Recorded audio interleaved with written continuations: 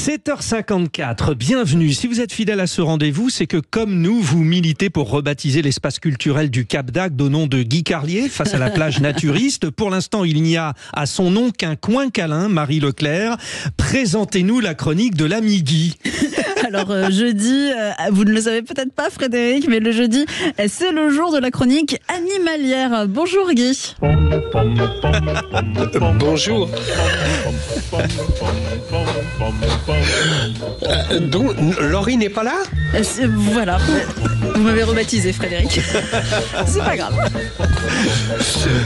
Alors bonjour Laurie, bonjour Frédéric, bonjour à tous. Et oui, jeudi, c'est le jour de nos amis les bêtes. Mais je voudrais tout d'abord évoquer nos amis les très bêtes, ceux dont je vous ai parlé hier matin, qui pensaient que c'était une bonne idée de faire jouer un match de foot au président de la République. Eh bien, j'ai vu le match, car il était diffusé en direct à la télé par BFM.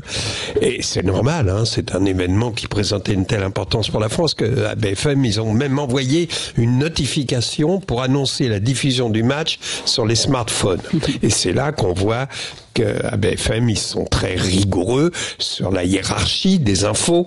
Par exemple, ils n'avaient pas jugé utile de diffuser la cérémonie d'entrée au Panthéon des cendres des martyrs du groupe Manoukian, alors que Manu en short qui joue au foot avec des septuagénaires, ça c'est de l'info en continu, rigoureuse, façon Corée du Nord.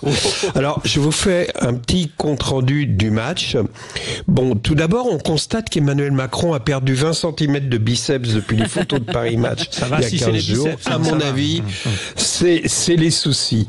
Sur le plan footballistique, là aussi on pense à la Corée du Nord, car il est à peu près du même niveau que Kim Jong-un, mais surtout, comme il était suivi pendant tout le match par une caméra uniquement braquée sur lui, on a pu constater que son style footballistique est exactement le même que son style de président.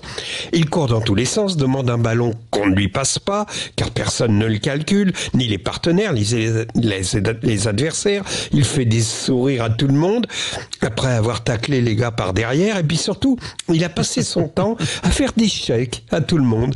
Il croisait quelqu'un sur le terrain, il faisait un chèque. Les partenaires, ses adversaires, leur boulot. Non, pas leur boulot. Il a pas.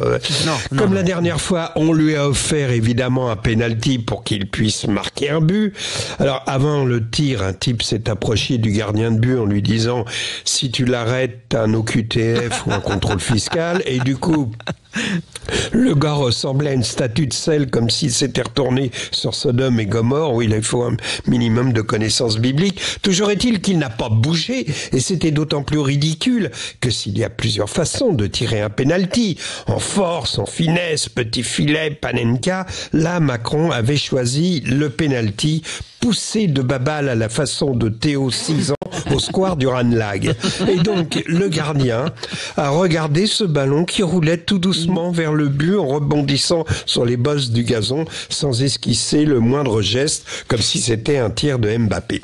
Mais il semblait heureux, notre président, surtout à la fin du match, en rentrant au vestiaire pour faire des shakes sous les douches. Mais revenons à nos amis les bêtes.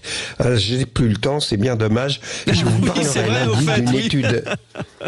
Ben oui, d'une étude incroyable de Matt Kaysen, professeur agrégé de mycologie à l'Université de Virginie-Occidentale, sur la mutation des cigales aux États-Unis qui sont transformées peu à peu en zombies accros au sexe à cause d'un champignon. D'accord. On les surnomme les cigales palmades. Mais enfin bon, ce sera pour lundi, car c'est ma dernière chronique avec vous, Frédéric. Je vous regrette déjà, d'autant que vous comptiez vous installer définitivement dans la matinale. Hein, vous devez être déçus. Vous qui m'avez dit en début de semaine,